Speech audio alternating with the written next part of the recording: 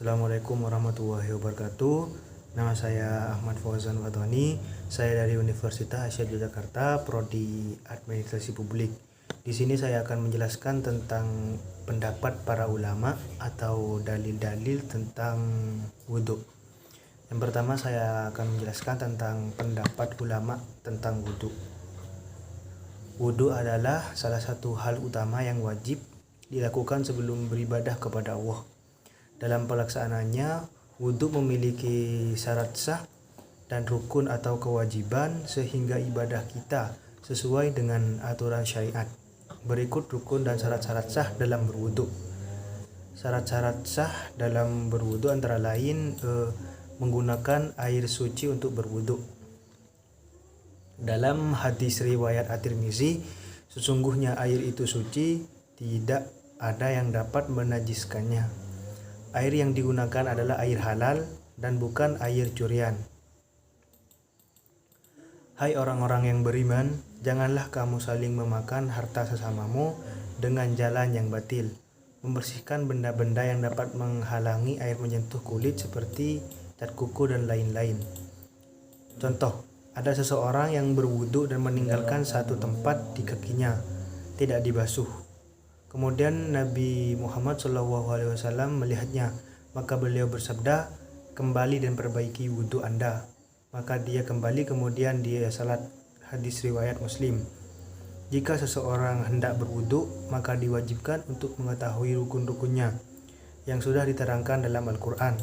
Wahai orang-orang yang beriman, apabila kamu hendak melakukan salat, maka basuhilah wajahmu dan tanganmu sampai ke siku. Sapulah kepalamu dan basuh kedua kakimu sampai kedua mata kaki.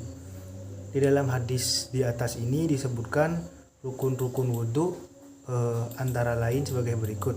Yang pertama itu membasuh wajah, yang kedua membasuh tangan, yang ketiga mengusap kepala, yang keempat membasuh kaki. Namun para ulama berbeda pendapat soal rukun-rukun dalam wudhu. Ada yang menyebutkan 4 saja sesuai dengan yang ada di dalam Al-Quran, namun ada pula yang menambahkannya berdasarkan dalil dan sunnah.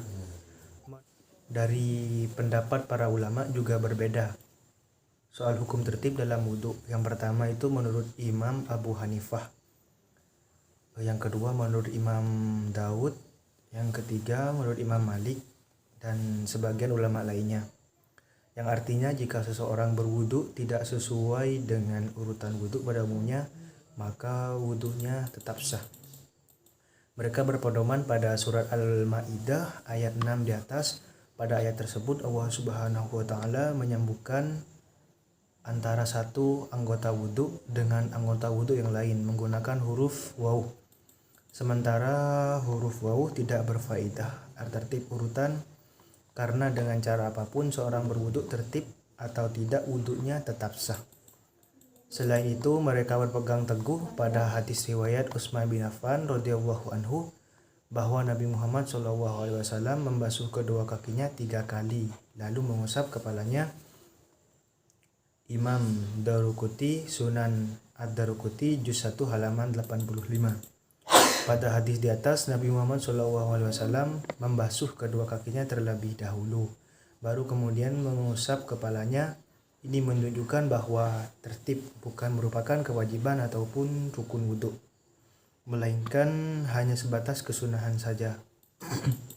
Yang kedua, menurut Imam Syafi'i, tertib merupakan rukun wudhu, artinya seseorang yang berwudhu tidak sesuai dengan urutannya, wudhunya tidak sah.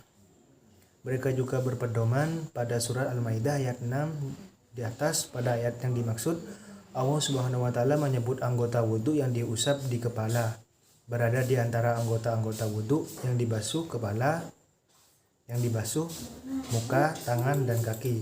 Sedangkan dalam tradisi bahasa Arab, hal-hal yang sejenis selalu disebutkan berbarengan. Tradisi ini tidak akan diubah kecuali karena ada maksud tertentu, yaitu melaksanakan wudhu sesuai dengan urutan tersebut. Di samping itu, mereka juga berpegang pada kebiasaan Nabi Muhammad SAW, para sahabat, dan para tabi'in, bahwa mereka selalu berwudhu sesuai dengan urutan wudhu pada umumnya. Ini merupakan penjelasan akan kewajiban tertib dalam wudhu. Imam Nawawi Al-Majmu' juz 1 halaman 48.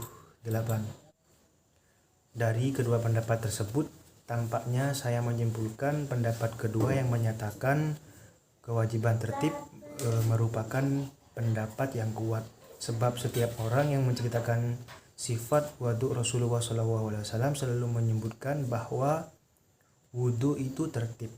Tidak sekalipun Rasul berwudu secara tidak tertib, sehingga disimpulkan bahwa wudu secara tertib inilah wudu yang diajarkan Rasulullah SAW kepada umatnya. Selanjutnya mengenai dalil-dalil tentang wudu. Dalil disyariatnya wudu dari Al-Quran. A'udzubillahi minasyaitonirrajim. Bismillahirrahmanirrahim. Ya ayyuhalladzina amanu idza kuntum ilas sholati fawsilu wujuhakum wa aydiyakum ilal marafiqi wamsahu biru'usikum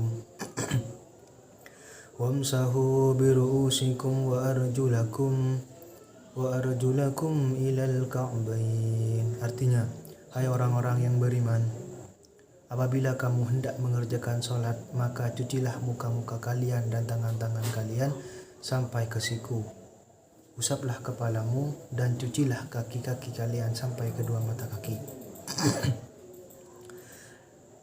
Dalil disyariatkannya wudu dari hadis. Yang pertama, hadis Abu Hurairah radhiyallahu anhu pernah berkata, Rasulullah SAW bersabda, la tuqbalu salatu ahadikum ila ahdasa hatta yatawadda. Tidak akan diterima salat seseorang di antara kalian jika ia berhadas hingga dia berwudu. Muttafaqun alaih, Bukhari 135, Muslim 225. Jadi, ketika seorang berhadas kemudian hendak melakukan sholat, maka sholatnya tidak akan diterima sampai dia melakukan wudu. Yang kedua, hadis dari Abdullah bin Umar, dia berkata, sesungguhnya aku telah mendengar Rasulullah SAW bersabda, la tuqbalu sholatum bi ghairi tuhurin wala shadaqatum min wulul.